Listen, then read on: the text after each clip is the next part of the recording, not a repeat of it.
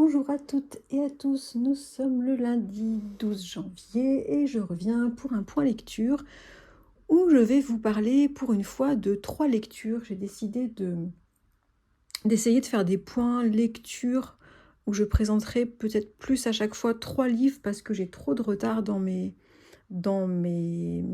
chroniques sur les livres lus.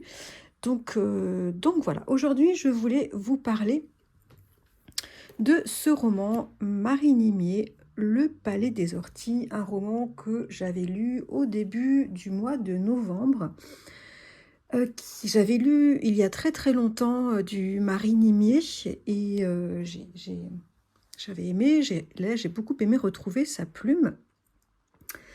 Ce roman est de 2020 et nous raconte, c'est l'histoire d'une passion amoureuse entre deux femmes dans un milieu rural. L'histoire, c'est un couple de quarantenaires, Simon et Nora, qui a repris l'exploitation agricole des parents de Simon. C'est une exploitation, c'est une affaire qui était en train de péricliter et ils ont eu l'idée de se mettre à cultiver des orties et d'exploiter cette plante plutôt méconnue et qui est pleine de vertus. Donc ils cultivent les orties et ils passent beaucoup de temps à exploiter ce qu'ils cultivent. Donc ils préparent des jus, des soupes, des tisanes et ils vendent tout cela sur les marchés du coin. On est dans l'est de la France, je crois, de mémoire.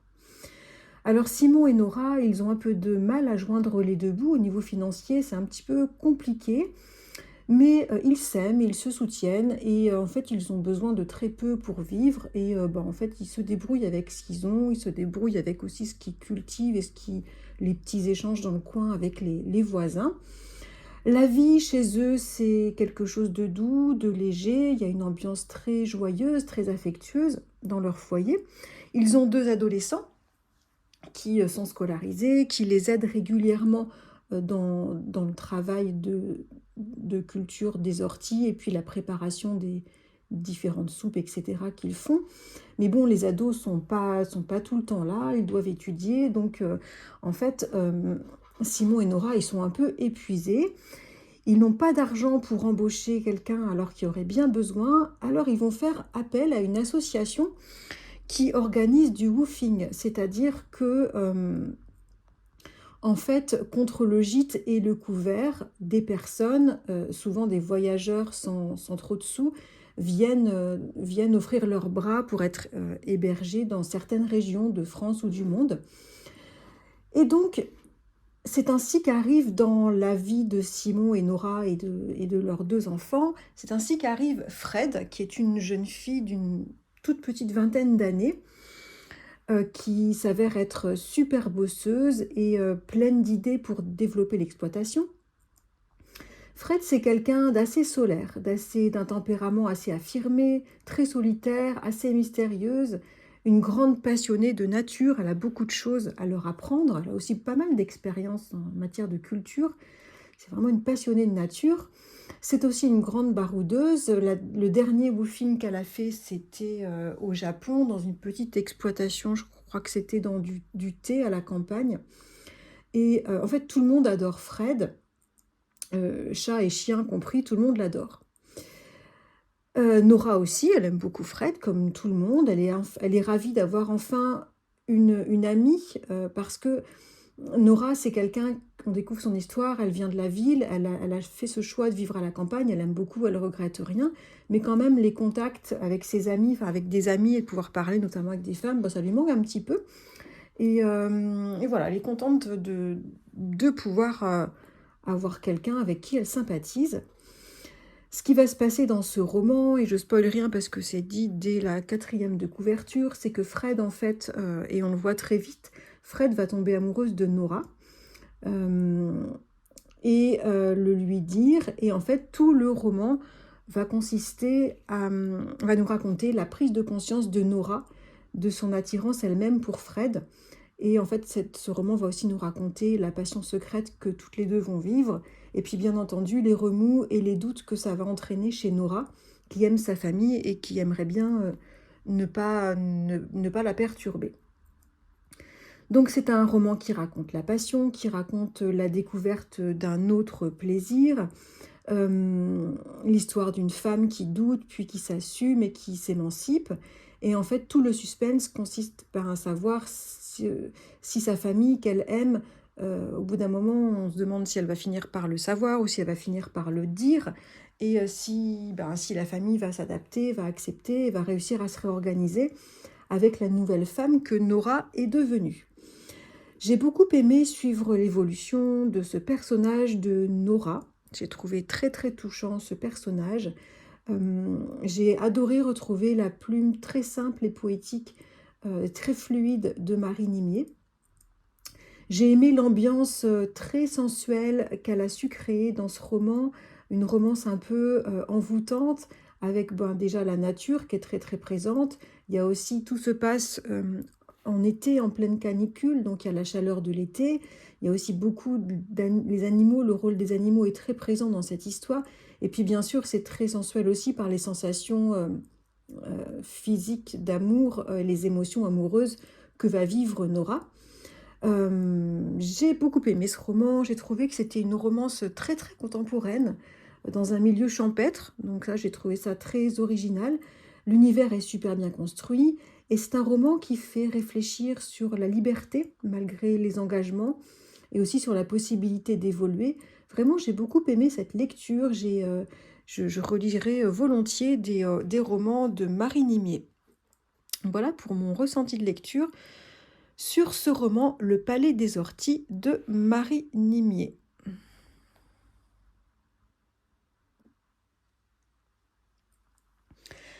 Alors, second roman dont je souhaitais parler aujourd'hui, c'est un roman que j'ai fait à la toute fin de l'année 2025, fin novembre je crois. Il s'agit de Bonobo de Jung Yu Young.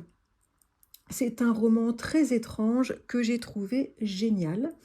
L'auteure coréenne, donc c'est une femme, Jung Yu Jung, je ne l'avais jamais lu, je la découvrais et j'ai beaucoup aimé. Elle nous raconte les aventures de 3 personnages dans ce roman. Alors il y a Ying Yi, qui est une jeune femme qui est vétérinaire et qui consacre sa vie à l'étude et au sauvetage des primates. Il y a Kim Min-ju, qui est un jeune homme qui se retrouve être SDF puisqu'il a été mis à la porte par sa famille parce qu'à 30 ans, il ne parvenait pas à trouver un travail stable.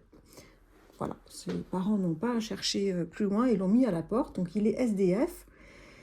Et il y a un troisième personnage très particulier, il s'agit d'une jeune bonobo, donc un animal que Yin-Jin a sauvé. Cette bonobo avait été achetée et importée d'Afrique par un riche couple coréen qui voulait l'adresser pour la faire danser à l'anniversaire de leur petite fille. C'est absolument atroce. Alors, Kim Min-ju, pardon, il sillonne avec son sac à dos la campagne coréenne et une nuit, il va être témoin d'un accident de voiture. Il va y aller, il va y aller aussitôt évidemment pour essayer de rendre service. Et il constate qu'il y a une jeune femme dans cette voiture, c'est Jinji, évidemment il ne la connaît pas. C'est une jeune femme qui est inconsciente et en fait, Jinji, elle transportait la jeune bonobo qu'elle venait de sauver vers le parc de soins où elle est soigneuse. Kim Min-ju, il appelle les secours et il repart très vite puisque il sait très bien qu'il n'a pas le droit de camper là où il est. C'est un espace naturel protégé et il ne veut absolument pas avoir de problème avec la police. Donc il prévient, il reste à son chevet, elle est inconsciente, il la rassure et il prévient et quand il voit que l'ambulance arrive, il s'en va. Le lendemain matin, Kim Min-ju se réveille dans un état de frayeur intense puisque un bonobo se trouve face à lui et le menace. Cet animal a une force physique incroyable et empêche Kim Min-ju de s'enfuir. Il a peur et puis peu à peu, il trouve que l'animal a une attitude et des réactions bien étranges et qui sont plutôt des réactions humaines. et par tout un jeu d'échanges, Kim Min-joo va finir par comprendre qu'ils peuvent communiquer. Et en fait, le bonobo parvient à lui expliquer qu'il est la bonobo et enfin qu'il est un bonobo habité par un esprit humain. Et en fait, c'est l'esprit de Minji dont le corps se trouve entre la vie et la mort à l'hôpital. J'espère que c'est clair ce que je raconte. En fait, durant l'accident de voiture, l'esprit de Minji s'est réfugié dans le corps de la bonobo qui a pris la fuite et qu'elle était en train de transporter. Et en fait, sous son apparence de primate, Minji va forcer Kim Min-joo à l'emmener au chevet de son vrai corps parce qu'elle souhaite à tout prix que son esprit regagne son corps.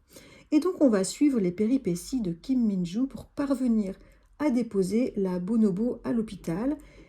Et c'est pas une mince affaire que tenter de déposer discretos un singe de taille presque humaine dans une chambre qui plus est de soins intensifs. Donc il va y avoir plein de péripéties. On va suivre les rapports de de Minji et Kim Minji. C'est compliqué, ces deux noms.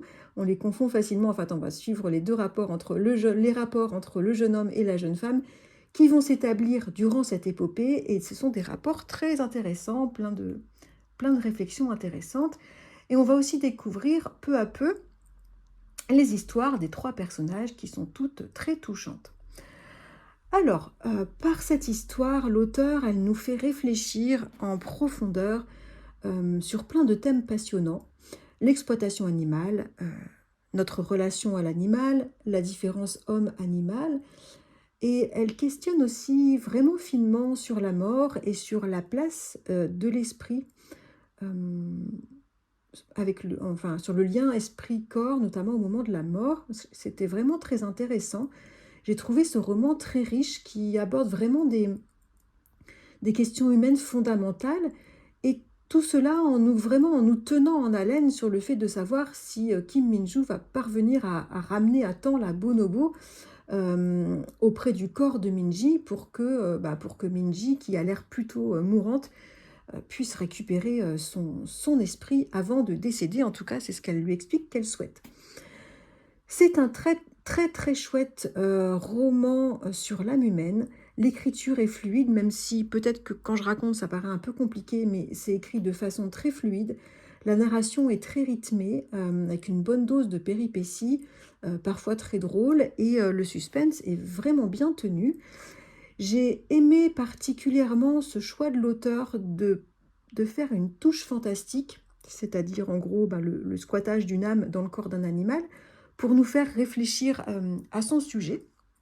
Et puis aussi, bien sûr, ce que j'ai adoré, puisque j'aime beaucoup la Corée, j'ai adoré y retourner le temps de cette lecture. On retrouve des paysages de collines et de montagnes très très beaux. On retrouve des personnages secondaires très sympas. Il y a une ambiance cosy cool.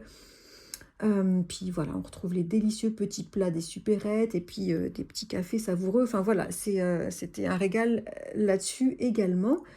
Je sais que Yong Yu-Yong a écrit d'autres romans qui ont été traduits en France et je compte bien essayer de me les trouver d'occasion pour les lire parce que j'ai beaucoup beaucoup aimé ce roman coréen.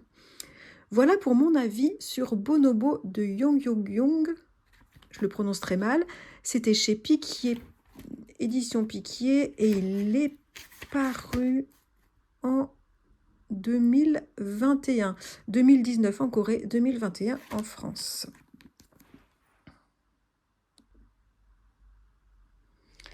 Et puis, dernier roman dont je voulais parler aujourd'hui, c'est un roman que j'ai terminé la semaine dernière. La nuit au cœur de Natacha Apana, un roman tout récent paru en 2025 et qui a obtenu le prix Goncourt des lycéens à la fin de l'année 2025. Alors, je vais avoir un petit peu de mal à parler de ce roman parce que c'est une lecture assez mitigée pour moi, même si j'ai apprécié certains points. Alors, il y a une très belle écriture et un style vraiment tout personnel d'écriture de Natacha Apana que j'ai beaucoup aimé. Ça, c'est une écriture très très agréable et sa façon de raconter son histoire est très très bien faite. Dans ce roman, Natacha Apana nous raconte 3 femmes qui ont été victimes de violences conjugales, dont 2 ont été assassinées par leur conjoint. Il y a sa cousine qui a été tuée il y a une vingtaine d'années à l'île Maurice, où vivait à l'époque Natacha Apana. Elle est originaire de l'île Maurice. Il y a une femme de la région de Bordeaux qui a été immolée par son mari en pleine rue il y a quelques années. On se souvient tous, je pense, de cette affaire, cette affreuse histoire qui avait été très très médiatisée, et heureusement, le procès également. Et puis la troisième histoire, c'est son histoire à elle, puisqu'elle nous raconte, elle se confie sur le fait qu'elle a vécu 5 ans au début de sa vie d'adulte avec un type humiliant, violent, manipulateur, un type vraiment détraqué qui a bien failli la tuer. J'ai trouvé que de façon très réussie, Natacha Apana parvient à raconter les histoires et les destins de ces 3 femmes, dont le sien. Et donc plus particulièrement, elle développe beaucoup plus celui de la femme immolée, qui a été immolée, parce qu'elle a été terriblement touchée par cet horrible crime qui lui a fait revivre, enfin qui a été comme un déclic pour elle, par rapport à ce qu'elle a vécu. Et suite à cet événement, à l'assassinat de cette femme, elle s'est rapprochée de la famille, alors pas tout de suite, un peu plus tard au moment du procès, pour mieux connaître cette femme et lui rendre hommage, cette femme qui a été immolée. Et elle en dresse un portrait vraiment très très beau, même magnifique. Vraiment, elle y remet beaucoup beaucoup d'humanité. Et elle détruit pas mal de préjugés également. Elle raconte aussi comment ces 2 crimes ont réveillé donc son passé de femme humiliée et violentée, et comment ces 2 affaires l'ont aidée aussi à sortir du silence, parce qu'elle n'avait jamais dit à personne, à sa famille en tout cas, ce qu'elle avait vécu entre ses 18 et 23 ans en gros. Alors, et donc il s'agit plus quand même d'une autofiction, et ça je m'en suis rendu compte assez vite, j'avais rien lu sur le roman comme critique, et l'autofiction j'ai un peu de mal, voilà, ça passe ou ça casse, c'est vraiment rare que ça passe, et je trouve que c'est devenu tellement récurrent en littérature française contemporaine. Moi j'ai vraiment, ce que je recherche en priorité, moi, c'est la créativité dans le roman fictionnel, et voilà, ça c'est très personnel, mais j'ai du mal avec l'autofiction. Du coup, c'est vrai que ça m'a un petit peu refroidi, un petit peu agacée. Mais alors attention, je comprends tout à fait la démarche de l'auteur, et je trouve hyper important de parler de la violence et des crimes conjugaux. Ça n'a rien à voir, c'est juste que la manière d'en parler, moi ça me convient moins, mais bon. Alors, par ailleurs, Natacha Apana, elle profite de ce récit pour réfléchir à la violence patriarcale, qui est quand même encore bien présente dans notre société, et elle se lance dans certaines ébauches de théories qu'elle ne termine pas, mais enfin, bon, elle en profite de ce roman pour réfléchir sur ces notions-là, et c'est intéressant ce qu'elle dit, même si c'est pas abouti, mais ce côté-là m'a dérangée, parce qu'on passait à certains moments à un essai soit personnel ou soit journalistique, quand elle racontait les faits sur certains crimes. Et il y a eu un mélange de genres, et ça, moi, c'est pareil, c'est tout personnel, mais moi, le mélange de genres dans un récit, j'ai beaucoup de mal. Ce que je peux en dire, c'est que c'est un texte très important sur la violence conjugale, un texte qu'il est important de lire, je pense, sur la violence, donc sur l'emprise conjugale, qui est porté, ce texte, par une très belle écriture et qui est aussi très bien construit, mais moi, qui m'a assez peu emballée par sa forme déjà d'autofiction, même si je précise entre parenthèses que j'admire le courage de l'auteur, et aussi qui m'a moins emballée par le mélange des genres, ça je viens d'en parler, hein, c'est à la fois un rapport d'enquête, de l'autofiction et parfois un petit bout d'essai, mais ça c'est pareil, c'est très personnel, j'aime pas le mélange des genres, donc voilà, au final, je ne peux pas dire que je n'ai pas aimé, on ne peut pas dire qu'on n'a pas aimé un texte aussi honnête et qui énonce des faits aussi atroces, et puis aussi face au courage qu'a eu l'auteur d'aborder cette thématique et de parler de sa propre expérience. Et puis l'écriture est vraiment belle, mais voilà, je suis ressortie très mitigée de cette lecture, tout simplement, et ça c'est personnel, par la forme employée par l'auteur, même si c'est un roman qui est, enfin, c'est pas un roman, c'est un texte qui est très intéressant et qu'au final, vraiment, je recommande. Voilà pour mon ressenti de lecture sur ce dernier roman de Natacha Apana, La nuit au cœur. Alors, au niveau de mes lectures du moment, juste après avoir lu La nuit au cœur, j'ai eu une petite envie de thriller policier. Voilà, ça m'arrive rarement, j'en avais parlé ici, j'arrive plus du tout, ça m'intéresse plus du tout. Le thriller policier, pourtant j'en ai lu beaucoup. J'avais dans ma pile à lire un roman d'Arnaldur Indridason, auteur très connu islandais,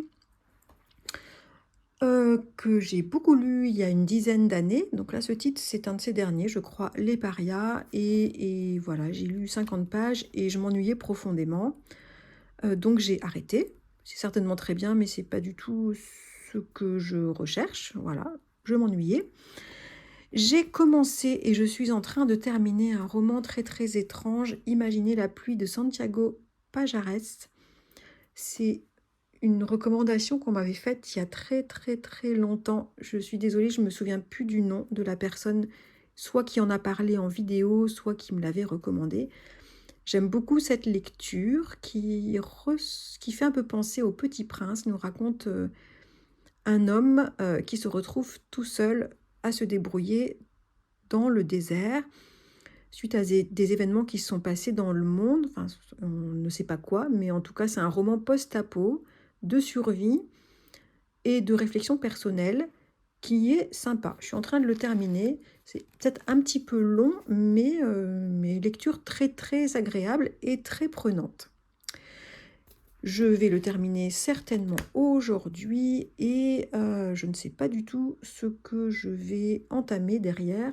Sur mes intentions de lecture du mois, j'ai déjà un roman de lu, donc il va me rester le Patrick Modiano et le Julia Deck à lire, donc ce sera peut-être un des deux, je ne sais pas encore. Je vous raconterai tout ça au prochain point lecture. J'espère que de votre côté, vous faites de bonnes lectures. Dites-moi si vous connaissez ces auteurs. J'aimerais bien avoir votre avis sur le Natacha Apana, si vous l'avez lu. Et j'espère que vous faites de très belles lectures en ce moment, que ce début d'année se passe bien pour vous. Je vous attends pour papoter comme d'habitude en commentaire et je vous dis à très bientôt.